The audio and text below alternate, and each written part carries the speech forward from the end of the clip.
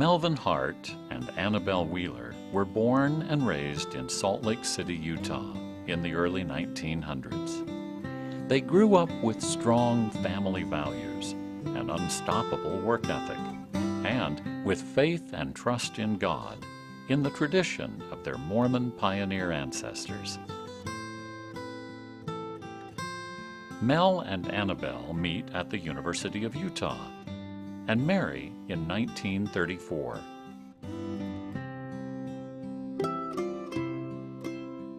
Soon they drive their Ford Model A coupe across the country to the big city of Chicago, where Mel enrolls in medical school at Northwestern University. These are the dark years of the Great Depression, and jobs are scarce.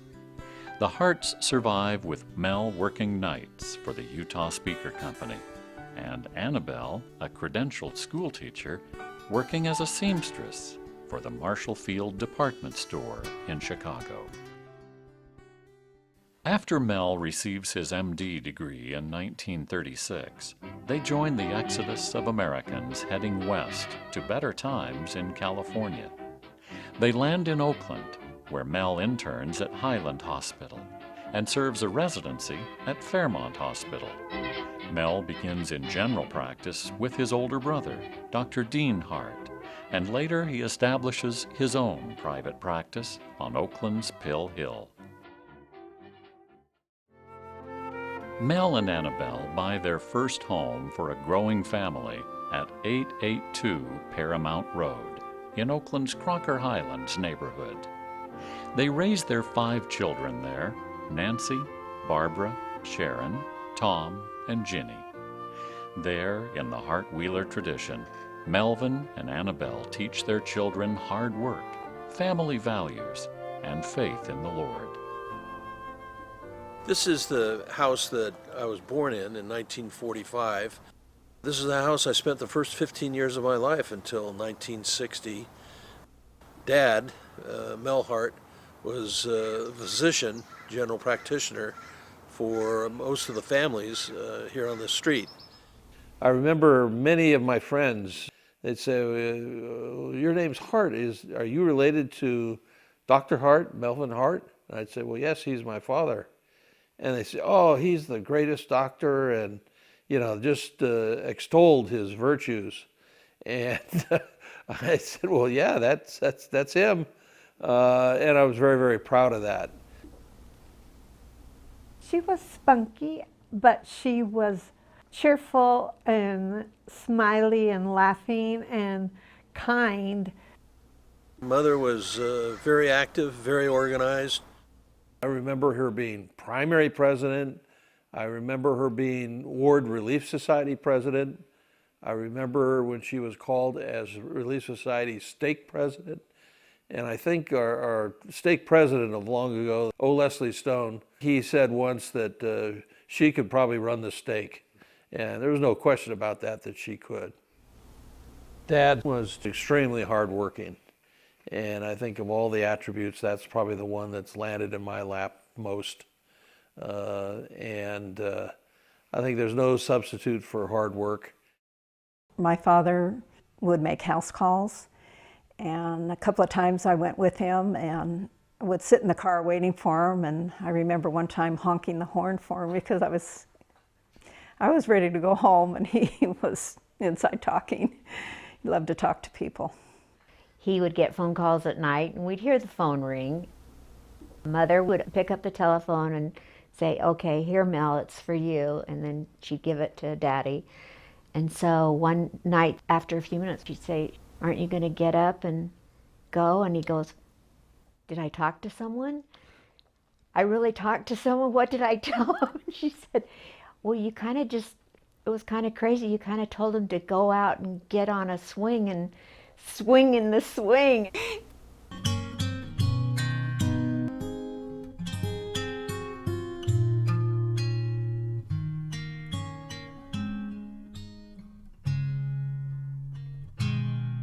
Pearl Harbor changes everything. Dr. Hart closes his medical practice and takes a commission in the United States Navy. He serves as ship's doctor aboard the USS Deimos, part of a task force supplying vital supplies to American forces in the South Pacific. Annabelle, Nancy, Barbara, and Sharon face an anxious future without their husband and father. Their income shrivels to $65 a month, and Annabelle takes in boarders and pools their ration books to make ends meet. For a year and a half, they wrote each other hundreds of letters, and I have a box of them and love reading about how hard it was for them to be apart from each other. They really missed each other. Like so many of the wives up and down Paramount Road, Annabelle doesn't know where her husband is, or when, or if he will return. During World War II, it was pretty hard on my mother. It was very hard on my mother, keeping everything together. We could just picture the Japanese coming up from Charleston up our back. And so it was traumatic for us at the same time. In the pre-dawn hours of June 23, 1943, a torpedo fired from a Japanese submarine rips the Deimos apart, and she begins to sink. Those who survive the impact abandon ship. Hours later, Mel is picked up by the crew of an Australian fishing boat. After 18 months of war, Melvin Hart comes home to the peaceful sanctuary of family together again on Paramount Road. Mel and Annabelle map out a bright future. They rebuild Dr. Hart's medical practice. They serve in the church and community. Mel serves 29 years on the Oakland Stake High Council. And they welcome 2 more children to the Hart clan, Tom and Ginny.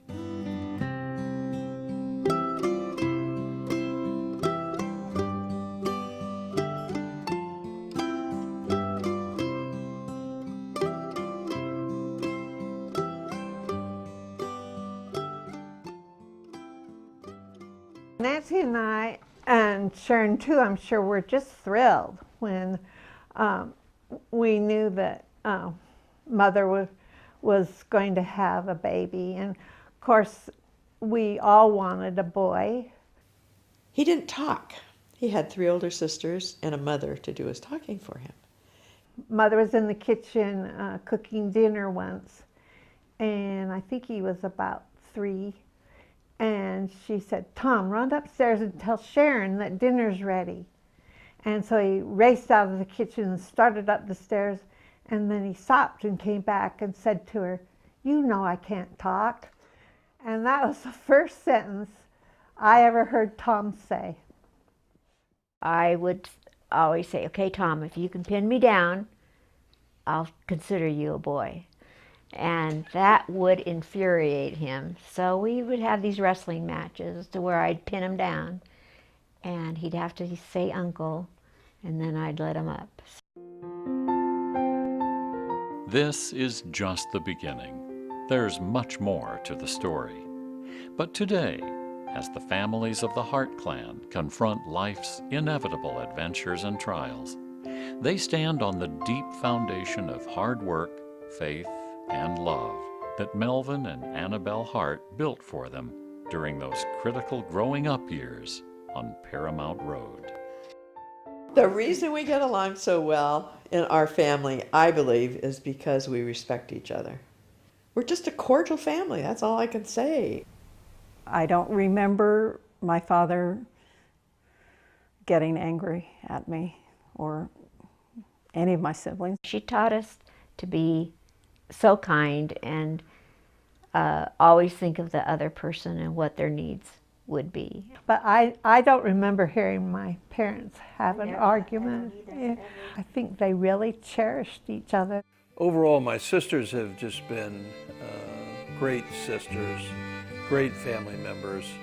They highly value family relationships, and I know any of us would do anything for each other. I feel really blessed to have had those experiences with them.